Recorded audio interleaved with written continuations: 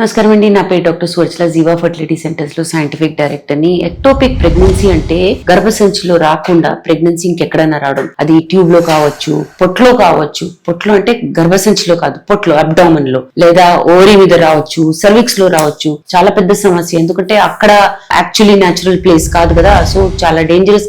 అక్కడ పెరిగే కొద్దీ అది బర్స్ట్, రప్చర్ అయ్యే అవకాశాలు కూడా ఉంటాయి. ఈ రప్చర్ అయినప్పుడు ప్రాణభయం కూడా ఉంటుంది. కాబట్టి దీని గురించి జాగ్రత్తగా గమనించాలి. ఫస్ట్ ఆఫ్ ఆల్, మీకు పీరియడ్స్ మిస్ అయిందంటే ప్రెగ్నెన్సీ టెస్ట్ తప్పకుండా చేయండి. ప్రెగ్నెన్సీ టెస్ట్ చేశాక పాజిటివ్ వచ్చింది అనుకోండి, కానీ షార్ప్ షూటింగ్ పెయిన్ అంటే నెక్స్ట్ స్కాన్ కి టైం ఉంది, పొట్లో నొప్పి వేస్తుంది, షోల్డర్ పెయిన్ అంటారు, పొట్లో నొప్పి అంటారు, ఇలాంటివన్నీ చాలా ఎక్కువ ఉన్నప్పుడు ఖచ్చితంగా వెంటనే డాక్టర్ దగ్గరికి వెళ్ళండి.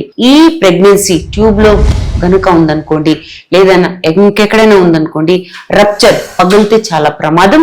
కాబట్టి కొన్నిసార్లు ట్యూబ్ కూడా తీసేయడం అనేది జరుగుతుంది. సో చాలా జాగ్రత్తగా ఎక్టోపిక్ ప్రెగ్నెన్సీ వచ్చినప్పుడు స్కాన్ చేయించుకొని దాని ట్రీట్మెంట్ చేయించుకోండి. దీని గురించి ఇంకా వివరాల కోసం తప్పకుండా జీవా ఫర్టిలిటీ సెంటర్స్ కి విచ్చేయండి. Thank you.